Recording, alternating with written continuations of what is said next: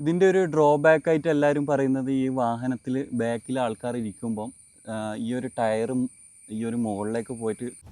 Hello guys, welcome to East Kerala. ഇന്ന് ഞാൻ ഹുണ്ടായിൻ്റെ എക്സ്റ്റർ ഒരു ടെസ്റ്റ് ഡ്രൈവ് ചെയ്യാന്ന്.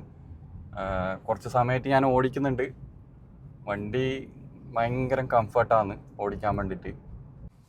പിന്നെ ഈ ഒരു വാഹനത്തിന് വരുന്ന മൈലേജ് എന്ന് പറഞ്ഞാൽ കമ്പനി പറയുന്നത് 20.4 മൈലേജ് വരുന്നത് ഈ ഒരു വാഹനത്തിന്. ഈ ഒരു വേരിയൻ്റ് എന്ന് പറയുന്നത് ഫുൾ ഓപ്ഷൻ ഓട്ടോമാറ്റിക് കണക്ട് എന്ന് പറയുന്ന ഒരു വേരിയൻ്റാണ്.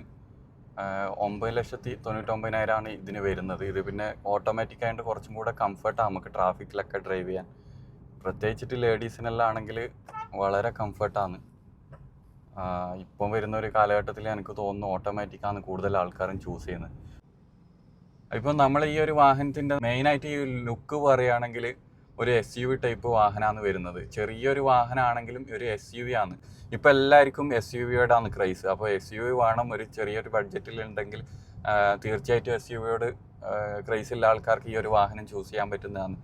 ഫ്രണ്ട് വരുന്നത് ലൈറ്റ് DRL LED ലൈറ്റാണ് വരുന്നത്. അതുപോലെ തന്നെ ബാക്കും LED ലൈറ്റാണ് വരുന്നത്, ബ്രേക്ക് ലൈറ്റൊക്കെ. ഈ ഒരു വാഹനത്തിൻ്റെ ഇൻറ്റീരിയറിൽ വരുന്ന വൈറ്റ് ആൻഡ് ബ്ലാക്ക് കോമ്പിനേഷനാണ്.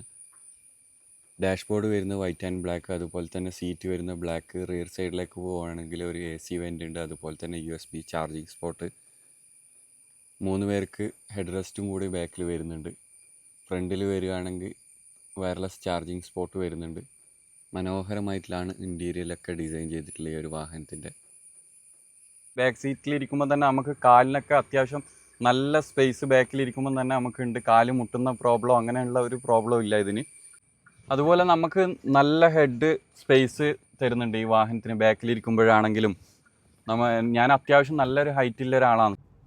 ഇതിനുള്ള മെയിനായിട്ടുള്ളൊരു ഫീച്ചറാണ്, നമ്മളെല്ലാ വാഹനത്തിനും പ്രത്യേകിച്ചിട്ട് ഈ ഒരു ഫീച്ചർ വേണം. നമ്മൾ വാഹനം പഠിക്കുന്നവർക്കൊക്കെ വളരെ ഉപകാരപ്പെടും.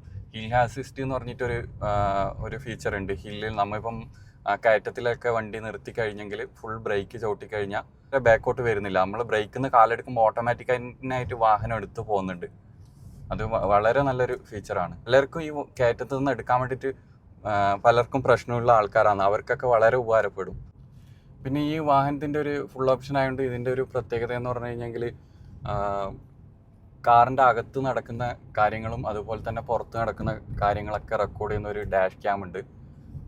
അത് നമുക്ക് വളരെ പോസിറ്റീവായിട്ടുള്ള ഒരു ഫീച്ചറാണ്. കാരണം എന്ന് പറഞ്ഞാൽ നമ്മൾ എന്തെങ്കിലും ആക്സിഡൻറ്റോ കാര്യങ്ങളോ എന്തുണ്ടെങ്കിലും നമുക്ക് അത് ഇതുവഴി നമുക്ക് കാണാൻ വേണ്ടിയിട്ട് പറ്റും. പിന്നെ ലോകത്ത് എവിടെയെന്ന് നമുക്ക് ഈ വാഹനത്തിനെ കൺട്രോൾ ചെയ്യാനും ഇതിൻ്റെ വിഷ്വൽസ് എല്ലാം കാണാനും പറ്റും.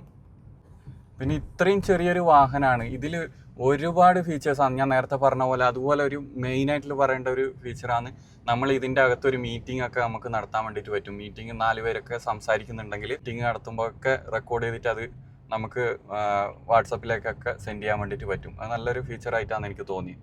ഈ ഒരു വാഹനത്തിൻ്റെ വേറൊരു പ്രത്യേകത എന്ന് പറഞ്ഞാൽ ചെറിയൊരു വാഹനമായതുകൊണ്ട് നമുക്ക് ട്രാഫിക്കിലൊക്കെ വളരെ അനായാസം എടുത്തുകൊണ്ട് പോവാം. ഇപ്പം നമുക്ക് ചെറിയ സ്പേസിൽ നിന്ന് തിരിക്കാൻ വേണ്ടിയിട്ട് പറ്റും. ഒരു 50 കിലോമീറ്ററോളം ഓടിച്ചു വാഹനം.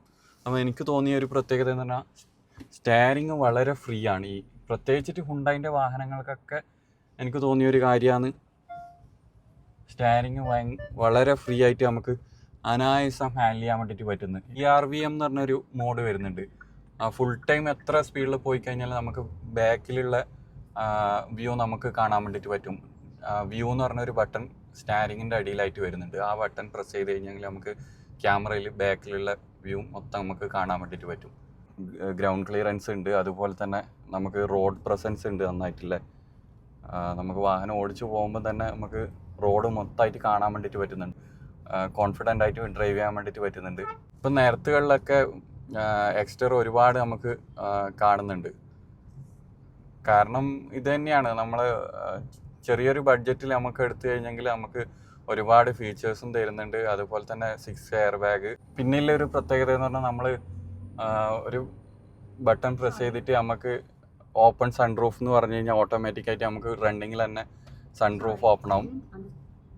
Open the sunroof, close the sunroof. നമുക്ക് കമാൻഡ് പറയുമ്പോൾ തന്നെ നമുക്ക് സൺറൂഫൊക്കെ ക്ലോസ് ആകുന്നുണ്ട്. വളരെ നല്ലൊരു ഫീച്ചറാണ്.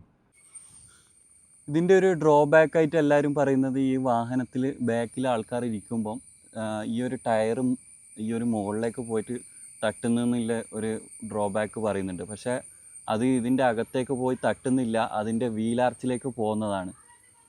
ഒരിക്കലും തട്ടുന്നില്ല. അത് ആൾക്കാരിങ്ങനെ ഒരു ഡ്രോബാക്കായിട്ട് പറയുന്നത്. തട്ടുന്നുണ്ടെങ്കിൽ ഇതിൻ്റെ ടയർ തഴഞ്ഞു പോവില്ലേ, ഒരിക്കലും അങ്ങനെ ഇതാവുന്നില്ല. ഇതിൻ്റെ ഒരു ആക്ഷൻ കൊണ്ട് വണ്ടി കുറച്ച് ഇരിക്കുന്നുണ്ട്, ഒരിക്കലും അത് തട്ടുന്നില്ല. നിങ്ങൾ ടെസ്റ്റ് ഡ്രൈവ് ഒരു 4 പേരൊക്കെ ഇരുന്നിട്ട് എടുത്തു കഴിഞ്ഞാൽ കറക്റ്റ് മനസ്സിലാവും. സ്മോൾ ഒരു ഫാമിലി ആണെങ്കിൽ നിങ്ങൾക്ക് എക്സ്റ്റർ തീർച്ചയായിട്ടും ചൂസ് ചെയ്യാൻ പറ്റിയ ഒരു വാഹനമാണ്. 6 ലക്ഷത്തി സംതിങ്ങേ വരുന്നുള്ളൂ റേറ്റ്. ഒരു ബൈക്ക് ഉപയോഗിക്കുന്നവരാണെങ്കിൽ ഒരു 4 വീലിലേക്ക് കൺവേർട്ട് ആകുന്നുണ്ടെങ്കിൽ നിങ്ങൾക്ക് തീർച്ചയായിട്ടും ചൂസ് ചെയ്യാൻ പറ്റിയ ഒരു വാഹനമാണ് എക്സ്റ്റർ. നിങ്ങൾ ആദ്യമായിട്ടാണ് ഈ ചാനൽ കാണുന്നതാണെങ്കിൽ ചാനലൊന്ന് സബ്സ്ക്രൈബ് ചെയ്യുക. അതുപോലെ തന്നെ നിങ്ങളുടെ വിലയേറിയ കമൻറ്റുകൾ ഇവിടെ രേഖപ്പെടുത്തുക. ഇതുപോലുള്ള ഒരുപാട് വെറൈറ്റി ഇൻഫർമേഷൻ വീഡിയോ വാഹനമായിട്ട് ബന്ധപ്പെട്ടിട്ട് ഞാൻ ചെയ്യുന്നുണ്ട്.